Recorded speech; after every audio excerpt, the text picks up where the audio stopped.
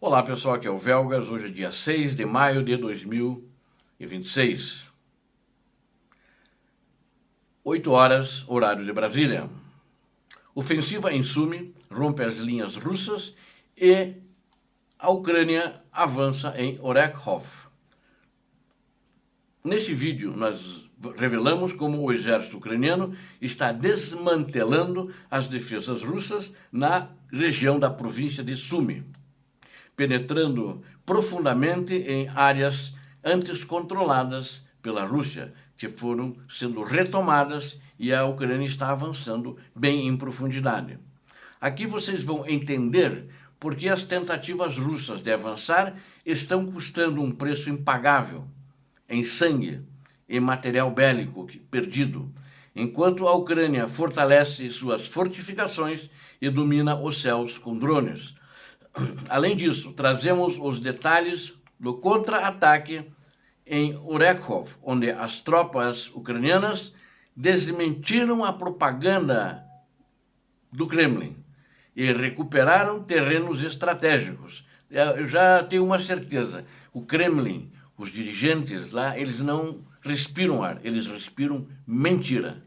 Mas a Ucrânia está aí para asfixiá-los também, não só as tropas na linha de frente, que desmente as versões deles. Não perca aqui nada, não perca um segundo desta análise que nós estamos fazendo aqui, é uma análise completa.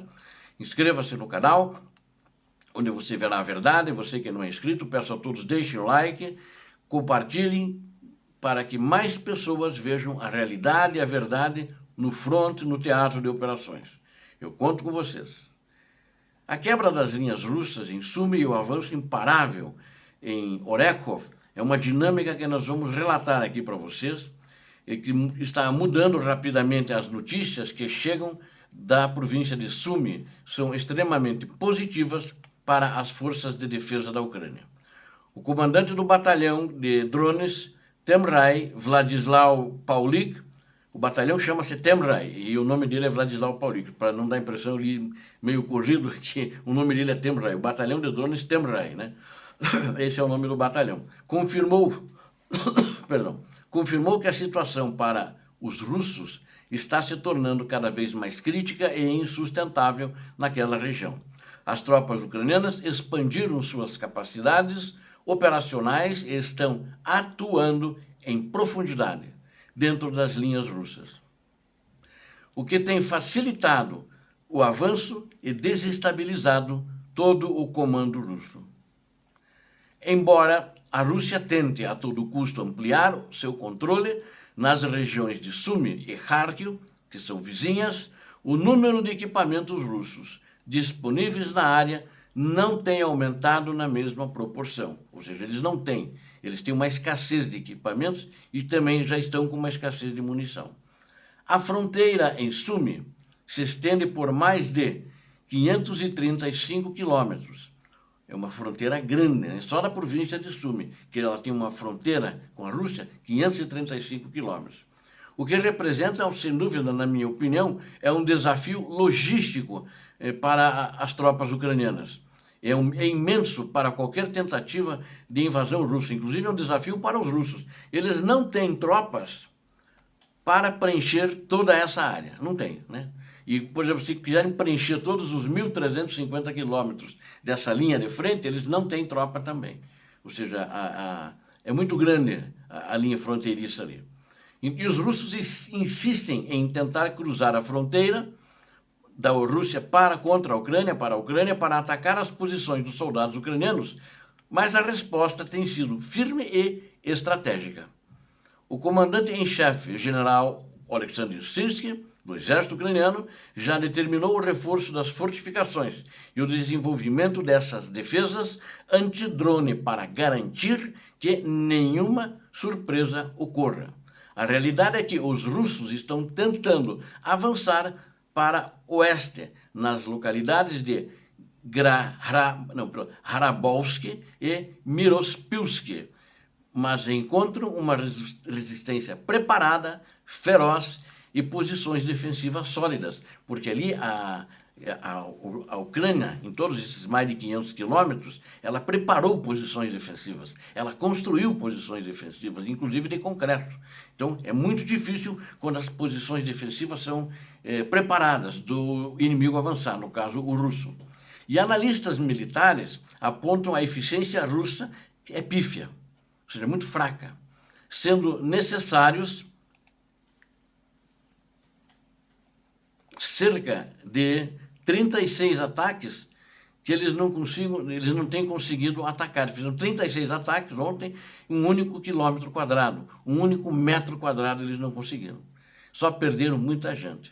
Concentrar forças para ataques tão ineficientes em áreas como Konstantinivka é uma tarefa extremamente difícil e desgastante para o exército moscovita de Vladimir Putin. Enquanto a província de Sumy, o exército ucraniano resiste e avança, outro ponto de grande impacto é a direção de Orekhov. Porque vocês vejam, ali na província de Sumy, naquela região ali que eu citei, o exército ucraniano também está avançando nos seus contra-ataques na filosofia de defesa ativa. Mas na direção da localidade de Orekhov, justamente o que nós vamos falar agora, também lá naquela região norte, onde a escala do contra-ataque ucraniano está se expandindo. E ali a Ucrânia está avançando e os russos estão recuando. Diferente do que afirma a propaganda do Ministério da Defesa russo, as tropas ucranianas não apenas frearam os russos, mas avançaram a noroeste da cidade, com os russos em uma fuga desordenada. Imagens comentadas pelo Estado-Maior do Exército Ucraniano e também relatos do Instituto para o Estudo da Guerra confirmam que a Ucrânia recuperou o controle de Lukianivsk e avançou ao sul também dessa localidade, dessa vila de Lukianivsk. Os blogueiros militares russos já admitem que as forças de ocupação não controlam mais totalmente as áreas que antes reclamavam como conquistadas, que são essas que eu falei desde o início do vídeo para vocês. Os ucranianos retomaram essas localidades, essas vilas. Além disso, a superioridade tecnológica ucraniana foi demonstrada com a destruição de um veículo de comando russo e do complexo sistema de guerra eletrônica Zytel, na região de Kharkiv. Este sistema era vital para os russos tentarem bloquear os drones ucranianos, mas acabou sendo aniquilado pela precisão dos pilotos das forças de defesa. Outro dado alarmante que eu quero colocar aqui, para o Kremlin, é claro, é o uso de unidades de interceptação conhecidas como unidades de bloqueio, para forçar seus próprios soldados ao combate. A gente às vezes já tem falado sobre isso, ou seja, ou vai combater ou morre, vai combater. Se sobreviver, ótimo, mas vai combater. Se os ucranianos matarem, azar teu. Mas se você não for, quem mata você somos nós.